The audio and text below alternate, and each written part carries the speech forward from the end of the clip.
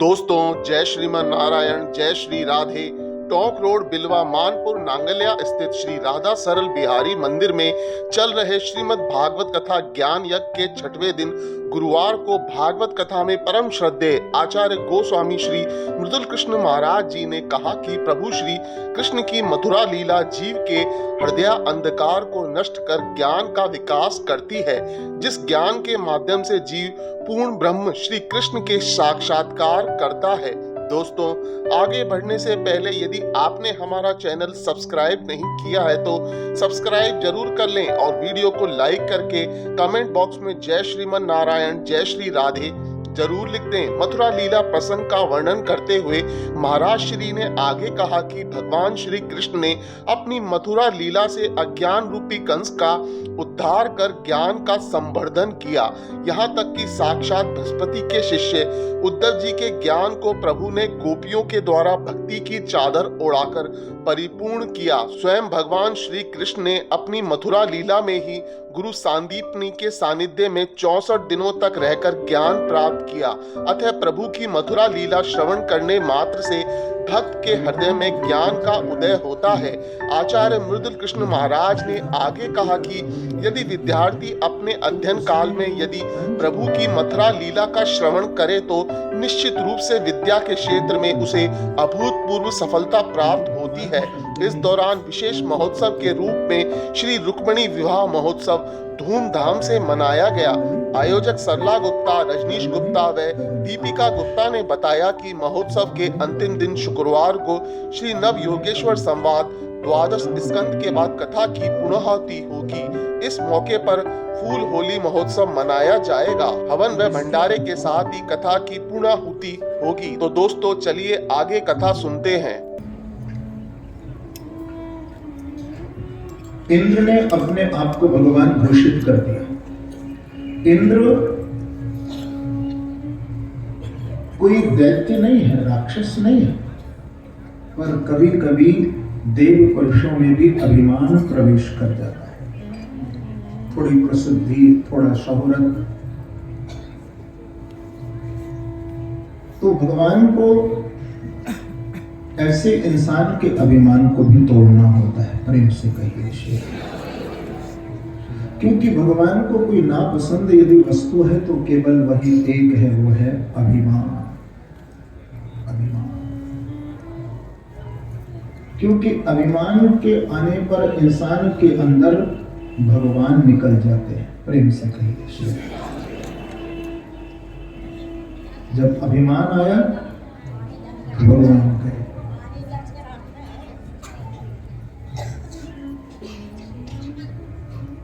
इसलिए हमें पहले अच्छा इंसान बनना है।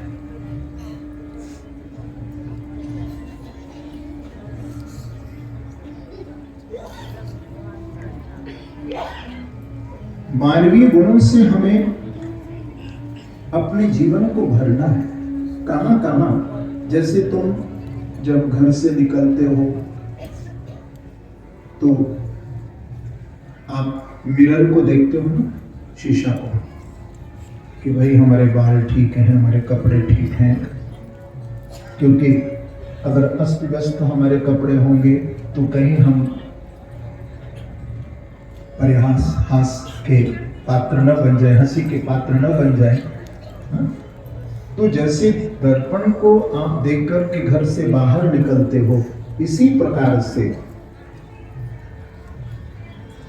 अपने जीवन में भी, जीवन रूपी दर्पण में भी व्यक्ति को झांक करके देखना है कि मेरे अंदर कोई ऐसा दोष या अवगुण तो प्रवेश नहीं कर रहा है जिससे मैं हंसी का पात्र न बन जाऊं, बुराई का पात्र न बन जाऊं। हमें अपने आप को जांचते तो रहना ही है।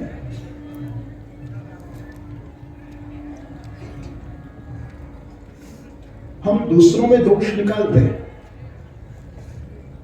लेकिन जो दिल ढूंढा आपना तो मुझसे बुरा न कोई। तो इंद्र के अंदर अभिमान आ गया था और इंद्र ने भगवान कृष्ण की अवहेलना की। देखिए, अभिमान में व्यक्ति कितना पागल हो जाता है। कि भगवान को भी इंद्र ने भागवत में 6 गाली दी है, प्रेम से गए। आप देखिए तो सही, क्या क्या नहीं कहा। हम नहीं देंगे अपने लाला को गाली, हम नहीं बोलेंगे। श्लोक है भागवत में, लेकिन मैं नहीं बोलूंगा। हम क्यों दें? इंद्र ने दी थी, 6 गालियां दी थी इंद्र ने। इतना अभिमान, इतना अभिमान। भगवान ने कहा कि है तो देवेंद्र, लेकिन कोई राक्षस होता, कोई दैत्य होता तो मुझे समझ में आ जाती, लेकिन कभी कभी ऐसे देव पुरुषों में यदि अभिमान प्रवेश कर जाता है तो भगवान को ये लीला करनी पड़ती है। तो इंद्र देवेंद्र है और इंद्र ने भगवान का अपमान किया। कथा आप जानते हो, जब ब्रजवासियों ने इंद्र की पूजा बंद कर दी थी तो इंद्र ने कोप कियो ब्रज ऊपर, एकदम गुस्से से भर गए और संभवतः मेघों को आज्ञा दी कि ब्रज के ऊपर वर्षा करो, इतनी वर्षा करो, इतनी वर्षा करो, ये सारा ब्रज डूब गया। देखिए, अभिमानी व्यक्ति भूल जाता है कि मेरे क्रोध से कितना नुकसान होगा। इंद्र भूल गया।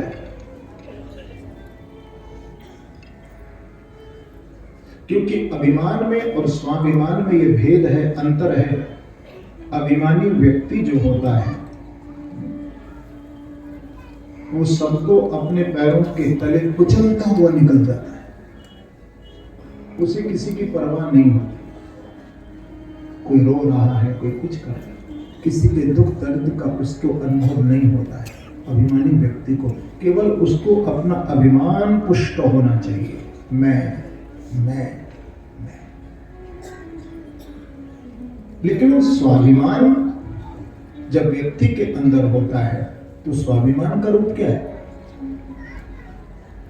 स्वाभिमान का रूप यह है कि यदि स्वाभिमानी व्यक्ति अपने स्वाभिमान की रक्षा करता है तो सामने वाले के भी स्वाभिमान की रक्षा वो करता है, कि उसका भी स्वाभिमान न गिरे, उसके भी स्वाभिमान को गिरने नहीं देता।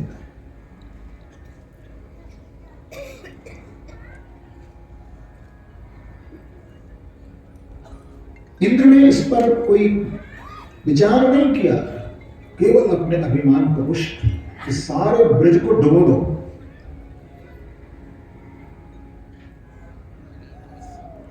सोचिए कितनी जनहानि, कितने लोग मरेंगे, कितना क्या क्या नहीं होगा, सब कुछ भूल कर अंत में जब ब्रजवासी उस वर्षा में गिर गए तो ब्रजवासियों का एक ही आश्रय है। और मैं आपको बहुत अधिकार के साथ ये बात कहूंगा कि आपके भरोसे को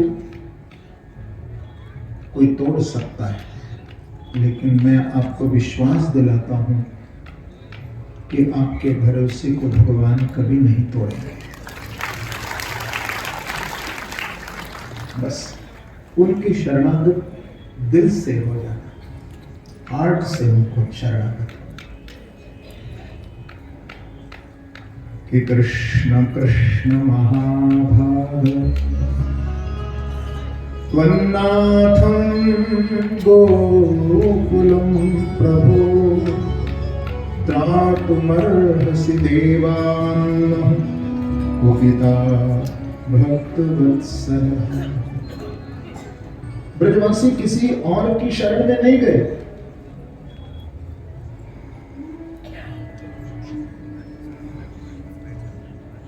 कभी हमारे जीवन में कोई दुख आए, कष्ट आए, संकट आए, संघर्ष आए तो मैं आपको एक निवेदन करूं, आप अपने इष्ट की शरण में जाइए। बस उनके सामने रोइए, उनके सामने आप प्रार्थना करिए, दिल से प्रार्थना करिए। आपकी पुकार को प्रभु सुनेंगे।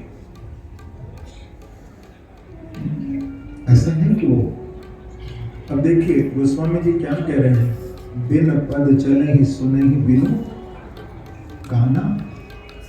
अरे जो बिना कानों के सुनता है, बिना पाँव के जो चल रहा है, बिना वाणी के जो बोल रहा है, तो क्या आपकी आर्त पुकार को वो सुनेगा नहीं?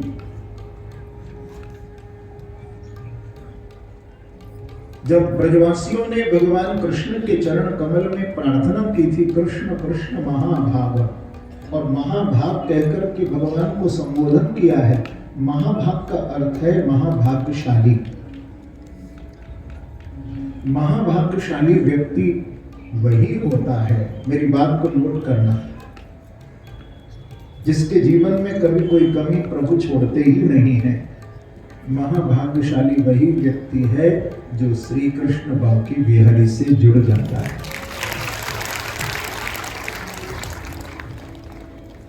प्रभु से जो जुड़ गया वो महाभाग्यशाली है।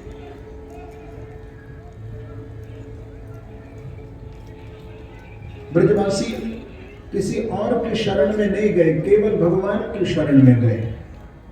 और जाकर के ब्रजवासियों ने जब भगवान की प्रार्थना की तो भगवान ने कहा कि तुम डरो मत, क्योंकि भगवान अभय दाता है।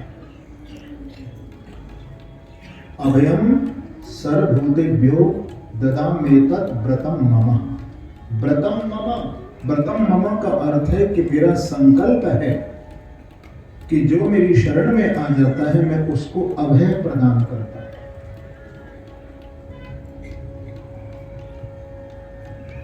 तो ब्रजवासी जब भगवान कृष्ण की शरण में गए, अपने अपने गुरु धन को लेकर के उस बरसात से, उस प्रकोप से बचने के लिए, तो भगवान ने किसी को निराश नहीं किया। भगवान सबको लेकर के बोले कि चलो मेरे साथ। 7 साल के हमारे कन्हैया है, 7 कोस के गिरिराज है, लेकर के भगवान गए। लेकिन किसी ब्रजवासी ने ये नहीं पूछा कि कृष्ण आप हमें कहां ले जा रहे हो, क्योंकि यदि हम शरणागत हों तो वहां कोई प्रश्न चिन्ह नहीं होना चाहिए। अगर हम शरणागत हैं, पूर्ण शरणागत होना चाहिए प्रभु। मैं जो भाव अपना गाया करता हूं, जब चढ़ गया चरण में आता नहीं उठाना। एक बार जब प्रभु के चरणों में आपका मस्तक झुक जाए, आप शरणागत हो जाएं, तो फिर दोबारा उठाने की कोशिश नहीं करना। जब चढ़ गया चरण में आता नहीं, मुझे रास आ गया है तेरे दर पे सर झुकाना। हे बांके बिहारी, बहुत कृपा में है कृष्ण, क्योंकि श्री कृष्ण कृपा में है। जीव किसी भी भाव से भगवान की जब शरण में जाता है तो उसका कल्याण ही करते हैं। आप देखिए, गंगा में यदि सामान्य जल को भी आप मिला दें तो वो भी गंगा जैसा पवित्र हो जाता है। बताएं, आप सामान्य पानी मिला दीजिए गंगा में तो वो भी पवित्र हो जाता है। तो जीव भी कब तक अपवित्र है, जब तक कि वो बांके बिहारी से कोई संबंध नहीं बनाता है। क्योंकि श्रीमद् भागवत कहती है कि भगवत विमुख जीव को वासना, लोभ, कामना, क्रोध, ये पाप कर्म उसका पीछा नहीं छोड़ते। बार बार उसके पीछे कभी वासना है तो कभी लोभ है, कभी क्रोध है, कभी उस जीव को पाप की ओर खींचते हैं। लेकिन भगवान गीता में इस बात को कहते हैं कि जब तक ये जीव मेरी शरण में नहीं आता तब तक इनसे इसका छुटकारा भी नहीं हो सकता। हमें प्रभु की शरणागत होना ही पड़ेगा। दुखों से, पाप से, भय से, वासना से, लोभ से, जो ये सब देखो गीता में भगवान ने 3 दरवाजे बताए हैं नरक के। अब आप सोचिए, लोग कहते हैं हमने सुना है कहीं नरक है। भागवत की दृष्टि से यदि हम देखें तो भागवत में तो हजारों नरकों का वर्णन किया है, जिसमें से 28 नरक गिना भी दिए। तामिश्र, अंधतामिश्र, रौरक, महारौरक, कुंभिपाक, असिपत्र वन, सूची मुख, कृमि भोजन, सर्पदंश, वैतरणी, पुन्ना, ये सब नरक बता दिए भागवत। लेकिन गीता में भगवान कहते हैं काम, क्रोध और लोभ यदि व्यक्ति के जीवन में है, वासना में डूबा हुआ इंसान है, क्रोध में भरा हुआ इंसान है, अति लोभ में व्यक्ति यदि पड़ा है, तो उसके लिए कहीं और नरक नहीं है। ये तीनों ही उसके लिए नरक का ही काम कर रहे हैं, वो नरक के अंदर ही पड़ा हुआ है।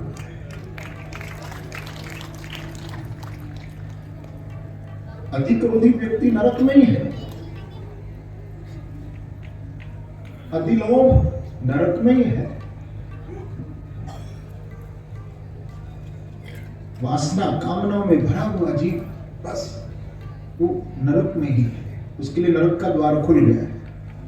नाथ नरक के पंथ, ये 3 नरक के दरवाजे हैं। लेकिन कब तक ये पीछा नहीं छोड़ते, जब तक कि जीव अपना प्रभु से संबंध नहीं जोड़ता। एक बार जब प्रभु से संबंध जोड़ लेता है, देखिए कोई वस्तु, मेरी बात ध्यान रखना आप जरा,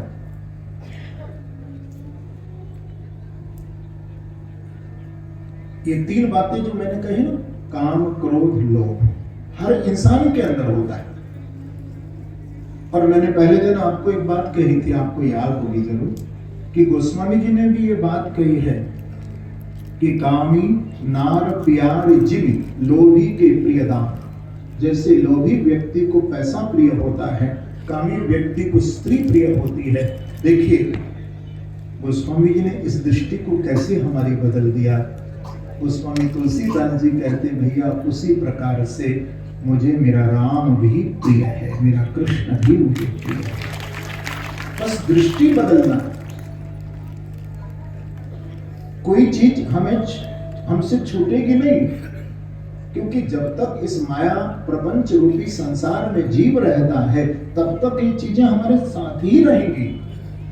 लेकिन दृष्टि थोड़ा बदलना है।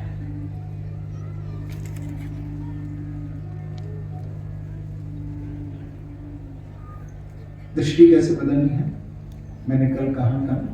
देखिए शिव जो है देवों के देव है, ध्यान से सुनना बात। भगवान शिव को क्या कहते, महादेव, महादेव। तो जिन्होंने काम को जलाकर के भस्म किया था, और आप देखें अधिकतर जितने भी देव हैं वो सब काम के अधीन हैं, लेकिन भगवान शिव काम के अधीन नहीं है। भगवान शिव राम के अधीन है।